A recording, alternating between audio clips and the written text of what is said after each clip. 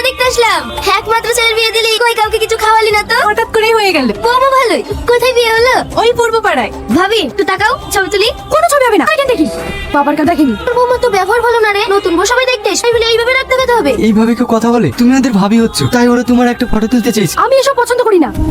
একটা কথা বলবে? তা থেকে দেখছি তোমার মনটা ভীষণ খারাপ। আমাকে কি তোমার পছন্দ? না, পছন্দ না। আমি এরকম ফ্যামিলি চাই। এই বিয়ে আমার ইচ্ছার বিরুদ্ধে হয়েছে। আর তাছাড়া আপনার কি আছে? না আপনি দেখতে ভালো, না আপনার টাকা পয়সা আছে, না আপনি একটা কোনো ভালো কাজ করে। বিশ্বাস করে আমি আপনাকে স্বামী হিসেবে কোনোদিনই মেনে নিতে পারবো না। বিষয়টা আগে জানলে হয়তো মেয়ে বিয়ে কখনোই করতাম না। আমি পড়ি, আমি একটা ডেলিভারি বয়ের কাজ করি, এটুকু বলতে পারি। তোমার কোনো কিছুর অভাব হতে দেবো না। তাতে তুমি আমাকে স্বামী হিসেবে মানো আর না মানো।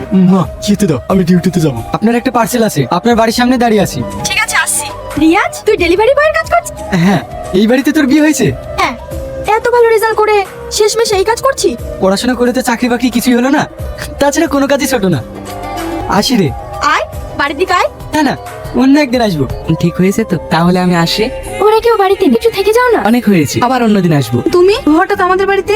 ও আমার বন্ধু, একটু কাজ ছিল তো তাই এখানে এসেছে। বৌমা, আমি নতুন বউ, সময় বাড়িতেও কেউ নেই, তার মধ্যে তুমি একটা বড় বয়সের সাথে কথা বলছো। পাড়ার মানুষ দেখলে কি ভাববে বলো তো? কি ভাবলো তা দেখে আমার লাভ নেই। বন্ধু, তাই এই বাড়িতে আসবি।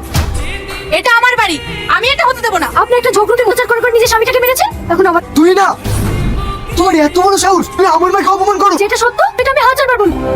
একটা কথা যদি বলেছো টিপটেনে ছিঁড়ে ফেলে দেবো। তোমার মায়ের জন্য আমার কি হাত তুললে? কোন বাড়িতে? এক্ষুনি বাবার বাড়ি চলে যাবো।